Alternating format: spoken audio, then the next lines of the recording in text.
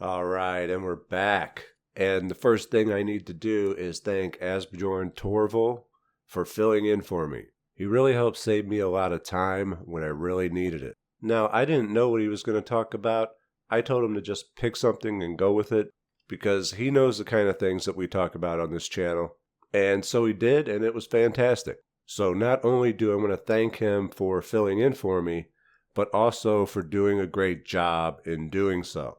I really appreciate it, and perhaps we'll see more of him in the future.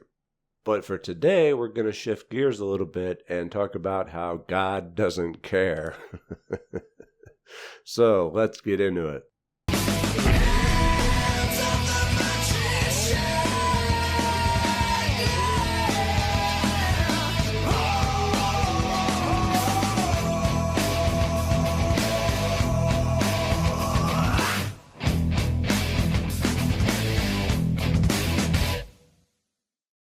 So right out of the gate, the title of this video will get it demonetized.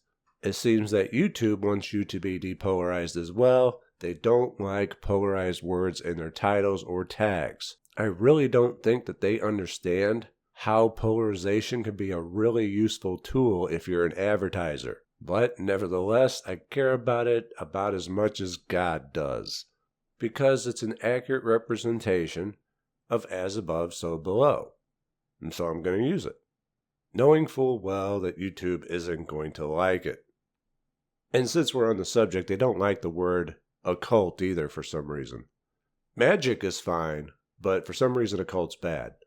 Go figure, it's very difficult to follow their logic at times. But getting back on topic, we were talking about God doesn't care. What do I mean by that?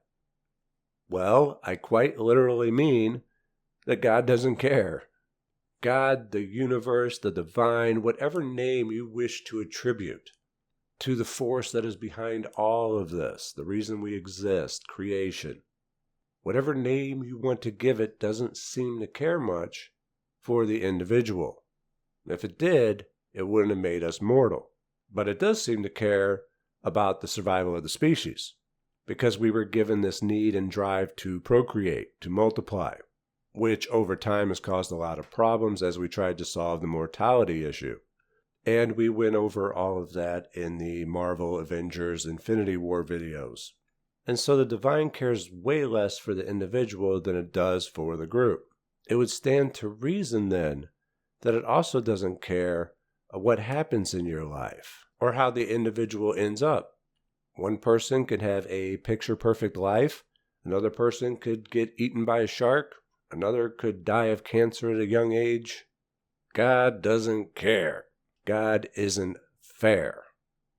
Or is he? The divine doesn't care if you're rich. It doesn't care if you're poor. What matters is what you're putting off into the universe and what you're focusing on, because that's what the divine thinks you want. But even then it doesn't care. Oh, you're focusing on your health problems? I guess you want more health problems. Oh, you're dwelling on your lack of money? Well, I guess you want more lack of money. As above, so below. You know, I know some practitioners who really dwell on politics, polarizing politics, leaning one way or the other. And I try to avoid that stuff as much as possible. You can't always, but I try as much as possible for the same reason that I got away from the conspiracy stuff, because it made me angry. I don't see how you could pay attention to such polarizing politics without getting angry, because there's always something the other side's going to do to piss you off. So now you're angry and you put that anger out into the universe. Then you shouldn't be surprised when situations arise that make you angry. That is what you told the universe you wanted. God doesn't care. And it's so easy for anyone to understand this. It's not that difficult at all. So why is it so difficult to implement it? Well, for a lot of people, they get caught in endless loops. So they'll put anger out in the universe. The universe will say, oh, I guess he wants to be more angry, so I'll give him a situation that makes him angry. And it does. It makes them angry. And then they're putting that anger back out into the universe, and the divine has another order to fill, and on and on and on it goes. We're also not as complex as we think we are. We're very predictable, which is why polarization is such a useful tool for those in the know. This is why I can't get behind any movement to ban certain words that may be offensive to somebody because they're polarizing. Because to me, that's taking away one of my more effective magician's tools. With polarization, I can attract or repel. I can get someone to be for or against something or someone fairly easily. And God doesn't care. The principle of polarity is here to stay, and it is a natural law. While the masses rebel and wage war against nature, the magician adheres to natural law and benefits and reaps the rewards by doing so. Focus solely on what you want, never on what you don't, especially when the emotions are running high. We've all heard the phrase, God helps those who help themselves. Yeah, as above, so below. We've been given the ability to choose that which we focus on. And whatever it is that we choose, God doesn't care. The universe, the divine, doesn't care what you focus on. Whatever it is, it's always going to think that's what you want more of. This is why it's so important to focus on the positive. It's also why those who are in dire straits or not so well off can usually only turn things around by focusing on what they have instead of what they don't, and be grateful for it. And I'm not saying be satisfied with being dealt a crap hand in life and be happy about it.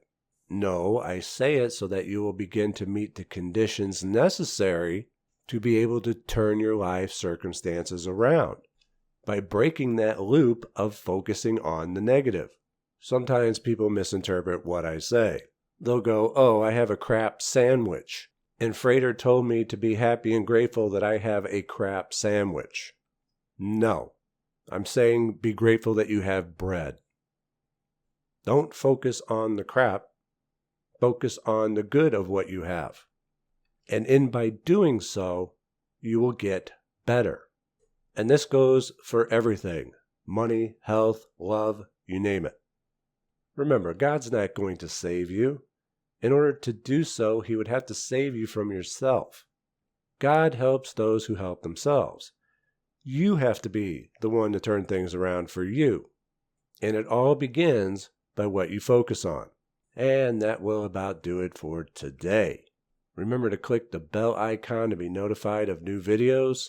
Like and share this one if you enjoyed it. Follow me on Twitter at Frater Xavier. And consider supporting the channel on Patreon, where all supporters get early access to Mystery School videos before they're available on YouTube. As of right now, Patreon is running like 3 weeks ahead of YouTube. So Patreon is the place to be for those wanting to stay current. And with all that out of the way, I will see you soon. Take care.